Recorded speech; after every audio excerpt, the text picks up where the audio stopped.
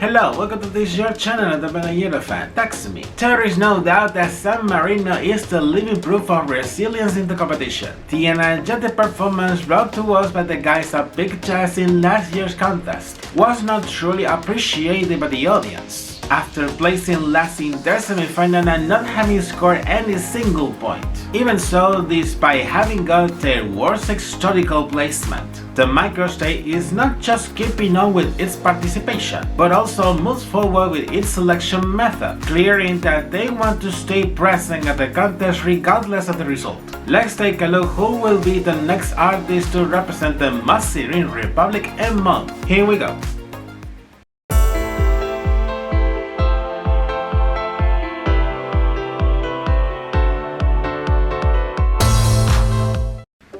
For today's episode, I'm going to review the San Marinese entry for Eurovision 2024, which will be represented by the group Megara with the song 1111. Let's start by reviewing the biography and career of this particular band before leaving their Eurovision adventure into Scandinavian country. Megara is a Spanish alternative rock and heavy metal group, formed in the Spanish capital Madrid. Obviously, what it comes to your mind is a Spanish group representing San Marino. How is that possible? Calm down, we're going to check it out in detail. The origins of the band were somewhat convulsive to describe it in some way. Everything begins around 2015, when the previous band was the guitarist Roberto Lalueta, alias Robert, was left without a singer. He then started to search for a new vocalist, and in that process he finds Sara Jimenez, alias Kansi. The curious thing was that despite the fact that he was looking for a male vocalist, after listening to her he got convinced that a female vocalist would feel much better instead. It was also pretty casual that by then she was not just in the process of moving from Almeria to Madrid, but also her new home will be pretty close to Robert's home. Of those coincidences in life that rarely happen. However, in the short time the problem surfaced, as Kenzie did not like the songs from that band, and she did not memorize any lyrics. This situation led to the drummer and bassist in that time to leave the band, which ultimately disbanded. When this happened, Robert and Kenzie decided to start over with a clean slate. They will create a new group, looking for new members in the process and with different songs. Megara was getting bored. Besides Robert and Kenzie, the band actually is also formed by bassist Viti Crocuta and drummer Rafael Latache, alias Rap. Musically speaking, they define their musical style as foxy rock. And what is that, you will wonder now? According to them, the term comes to the fact that they do not see themselves categorized in any specific musical genre, but they combine different styles, in reflection of the different influences and musical tastes of all the members, blending rock, pop, and electronic music in their compositions. They also summarize the term as the perfect mix between the sinister and the cotton candy, reflecting mostly in the wide use of black and pink in their aesthetics. In that same year, 2015, they will release their first EP, although the tracks from Pix production will be later included as well in their debut studio album the following year, together with other unreleased tracks. In 2018, they will get more recognition after the release of their second studio album, with which they start to get a name in the rock musical scene in Spain, and also participating in many musical festivals of the genre. Much later in 2021, they will release their second EP, which will consist in acoustic versions of some of their previous songs. And the following year, they will release their third studio album, thought at first as two separate EPs, but later deciding to release it as a full album. Their attempts to participate in Eurovision will begin with the very first edition of Eurofan Fest in Spain during 2022, which was premiered then as the new Spanish national final for the contest. In that time, they attempted to participate with the song Hocus Pocus, coming from their latest musical work, but they would not get selected at that time. Instead of getting discouraged, they tried it again for the second edition held on last year with the song Arcadia, also coming from their latest studio album, having been selected at that time, and having got during their participation an outstanding 4th place in the final show, becoming in one of the revelations of the audition. That success achieved will encourage them to attempt to participate in the competition again, and here comes the interesting story. 1111 was initially conceived for the third edition of Prologue focus that took place earlier this year, but they were not selected this time, like it happened to them 2 years ago in the first edition. However, they had later the idea of participating in the auditions for Una Voce per San Marino, so eventually they decided to give a second chance to the song, attempting to participate in the San Marinese national final. Let's take a look then how the story continues in the journey of the band to Eurovision. The San Marinese public broadcaster will organize what it went to be the third edition of their national final Una Voce per San Marino, which will select the next representative for the microstate at the contest. In the first phase, it was open a submission period between early October of last year and early January of this year for the emerging artists and songwriters who were interested in sending their proposals, regardless of the nationality or the language of the song, as long as it can be eligible for the contest. By the deadline, it was known that the broadcaster received over 700 proposals from artists coming from 31 different countries, being this time the most diverse internationally speaking, although still having a majority of Italian artists. After a live audition round which took place between early November of last year and late last January, 129 proposals will come out, then progressing to the semi-finals round. Megara will be then selected after passing the auditions phase. From here, the format will face some changes compared to the previous edition. The semi-finals round will remain almost as usual, but this time there will be only emerging artists, reverting to the mechanism used in the first edition. In fact, the production company, in the other hand, will directly invite to established artists, which will be pre-qualified to the final show. Then, during each semi-final, one artist will qualify straight to the final show, and another 4 artists will advance to the second chance round. In addition, there will be the semi-final exclusively for San Marinese artists, in which one of them will qualify as well for the final show, and for the second chance round 3 more artists will qualify. The 8 qualifiers will then join 2 other 8 established artists that will compete in the final show. But if it was not enough, here comes the most interesting detail introducing the format for this edition. In parallel with the already known selection process, it was organized another one named the San Marino Sessions. This consisted in an experimental selection launched by the broadcaster together with the British company Kasperaki, which offers a platform for the creation of music with the help of AI. For this, there was another submission period for the artists who were interested to participate in the process, by sending both short recordings or full compositions, which will be improved and optimized by the platform. Then an expert committee will select the 10 best suggestions to be worked in a songwriting camp with British producers, to later publish full complete proposals in the official YouTube channel of the company, with one of them having a final spot in the final show. This process, by the way, has created a precedent into the European Broadcasting Union, as they have been discussing about the banning of the use of AI for the composition of possible entries for the contest. Although, as there is no firm decision on the matter, the process moved forward as well. The song will be selected in a quite simple way. The one that will have the most number of likes and comments on YouTube will have the spot in the final show, joining in this case to the 8 established artists and the 8 emerging artists previously qualified, to set a final show with 17 finalists.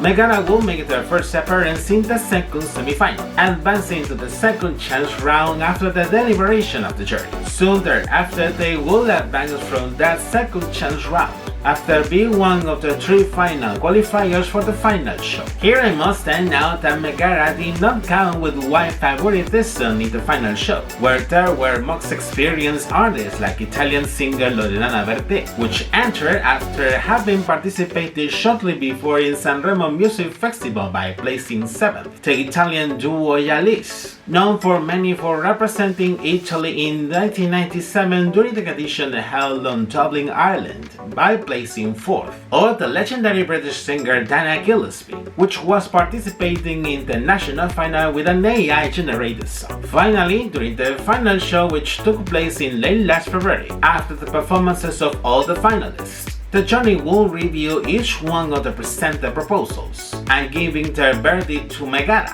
which was an absolute surprise, thus having achieved the victory in the national final, and subsequently the rider representing San Marino on the main stage of Mo.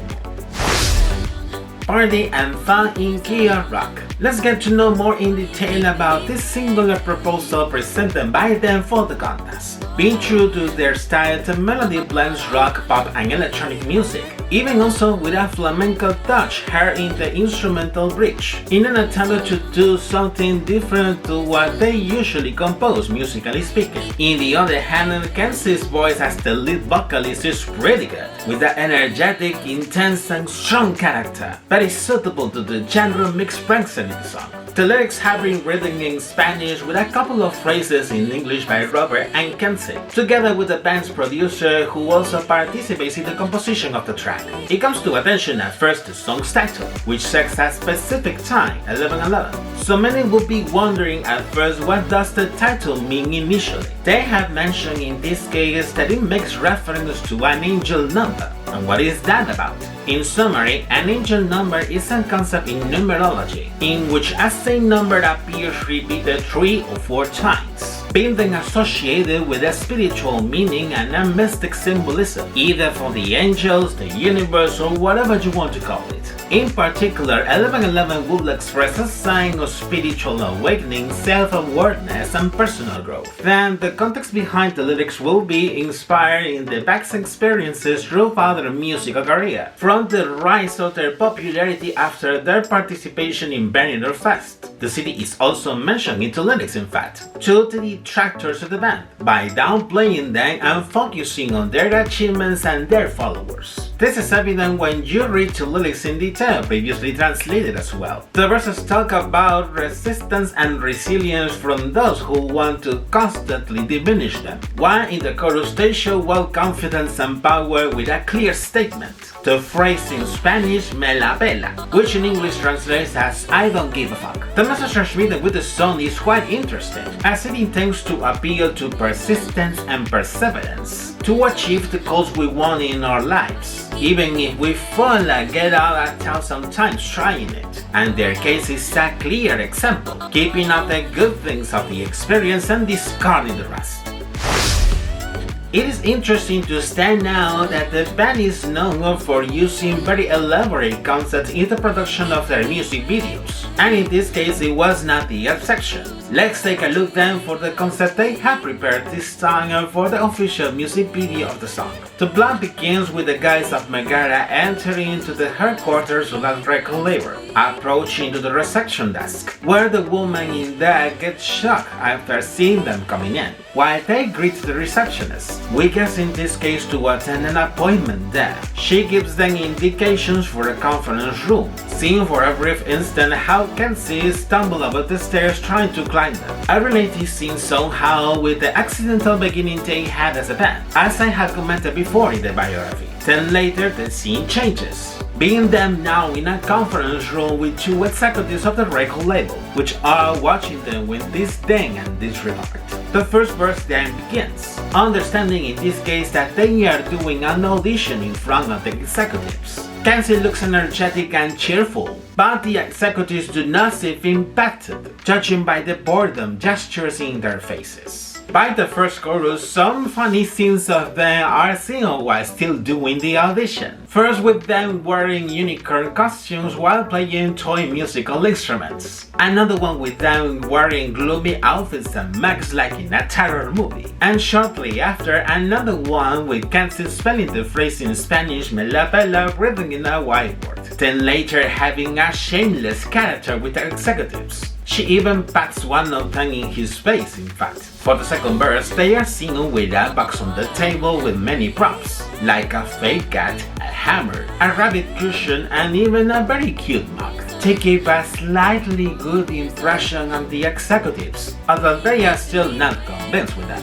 And later they are seen wearing fairy costumes, with the executives ending up being sick of them and asking them to leave. Then in the second chorus the scene changes. with all of them doing an energetic performance in a dark stage with their musical instruments, while the executives called the security guards to take them out of the office. One of them gives his middle finger to them, previously censored of course. But then the situation gets a turn. They tie and gag the executives in the chairs. Kenzie keeps on with her energetic performance on the table of the conference room, while the executives are still tied up, while there are alternate shots of the band with their musical instruments. In some moment, Kenzie gets much closer to the executives, even licking one of them in the face, then feeling shocked and scared. From that moment, the scene changes completely. The executives are now in a dark room, while they are still tied up and gagged while trying to ask for help. They start to hear kicks on the floor, which make them feel more scared, until there is the scene for the instrumental bridge of the song with flamenco. There are some women in this case showcasing flamenco with a rock touch, where many of them are gathered and clapping hands, while a flamenco dancer does her thing in the middle of them.